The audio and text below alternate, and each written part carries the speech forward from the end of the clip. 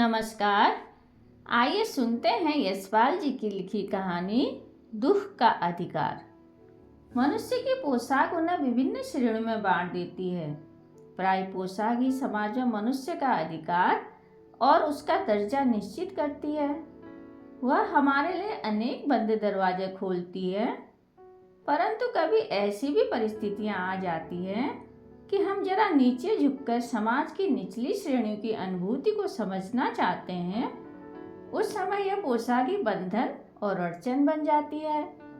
जैसे वायु की लहरें कटी हुई पतंग को सहसा भूमि पर नहीं गिर जाने देती, उसी तरह खास परिस्थितियों में हमारी पोशाक हमें झुक सकने से रोके रहती है। बाजार में फुटपाथ पर कुछ खरबूजे डलिया में और कुछ जमीन पर बिक्री के लिए रखे जान पड़ते थे। खरबूजों के समीप एक अधेड़ उम्र की औरत बैठी रो रही थी। खरबूजे बिक्री के लिए थे, परंतु उन्हें खरीदने के लिए कोई कैसे आगे बढ़ता। खरबूजों को बेचने वाली तो कपड़े से मुंह छिपाए, सिर को घुटनों पर रखे फपक फपक कर रो रही थी। पड़ोस के दुकानों के तख्तों पर बैठे या बाजार में खड़े लोग घृणा से उसी स्त्री के संबंध में बातें कर रहे थे। उस स्त्री का रोना देखकर मन में एक व्यथा सी उठी, पर उसके रोने का कारण जानने का उपाय क्या था। फुटपाथ पर उसके समीप बैठ सकने में मेरी पोशाक ही व्यवधान बन गए खड़ी हो गई। एक आदमी ने घृणा से एक तरफ थूकते हुए कहा, क्या जमाना है, जवान लड़की को मरे पूरा दिन नहीं बीता, यह बेहया दुकान लगा के बैठी है। दूसरे साहब अपनी दाढ़ी खुजाते हुए कह रहे थे, अरे जैसी नीयत होती है अल्लाह भी वैसी ही बरकत देता है। सामने के फुटपाथ पर खड़े एक आदमी ने दिया सलाई की तीली से कान खुजाते हुए कहा, अरे इन लोगों का क्या है, ये कमीने लोग रोटी के टुकड़ों पर जान देते हैं। इनके लिए बेटा बेटी, खसम लुगाई, धर्म ईमान सब रोटी का टुकड़ा है। परचून की दुकान पर बैठे लाला जी ने कहा, अरे भाई, इनके लिए मरे जिए का कोई मतलब न हो, पर दूसरे के धर्म ईमान का तो ख्याल करना चाहिए। जवान बेटे के मरने पर 13 दिन का सूतक होता है और वह यहाँ सड़क पर बाजार में आकर खरबूजे बेचने बैठ गई है। 1000 आदमी आते जाते हैं, कोई क्या जानता है कि इनके घर में सूतक है। कोई इनके खरबूजे खा ले तो उसका ईमान धर्म कैसा रहेगा। क्या अंधेर है।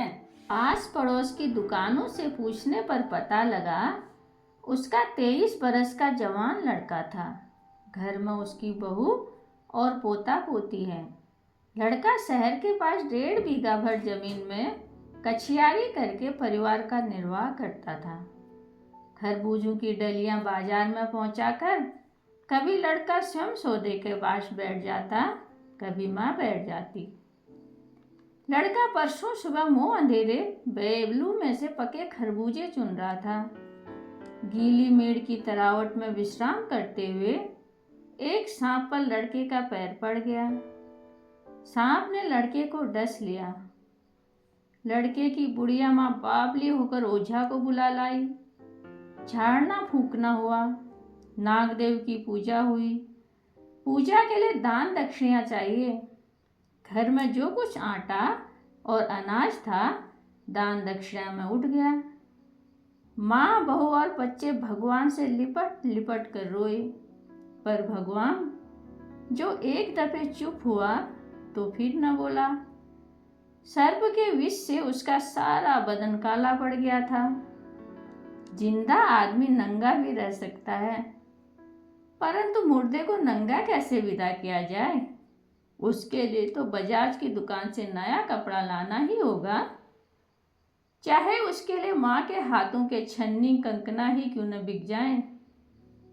भगवान पर लोक चला गया।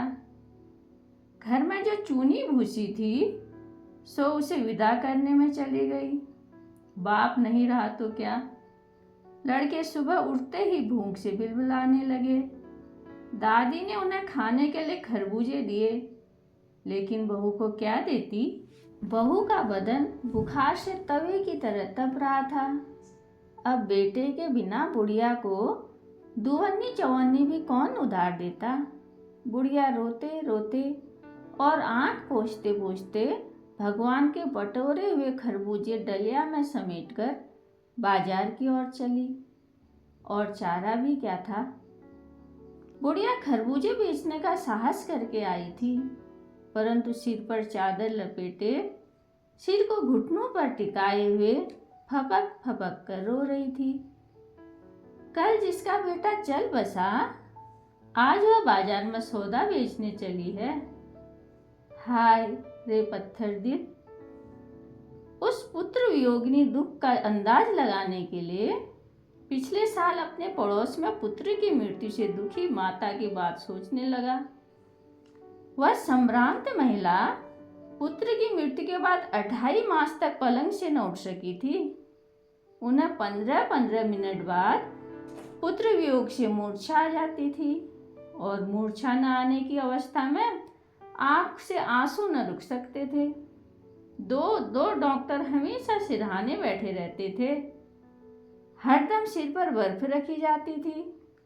शहर भर के लोगों के मन उस पुत्र शोक में द्रवित हो उठे थे। जब मन को सूझ का रास्ता नहीं मिलता तो बेचैनी से कदम तेज हो जाते हैं। उसी हालात में नाक ऊपर उठाए राह चलतों से ठोकर खाता मैं चला जा रहा था। शोक करने, गम मनाने के लिए भी सहूलियत चाहिए, और दुखी होने का भी एक अधिकार होता है। धन्यवाद।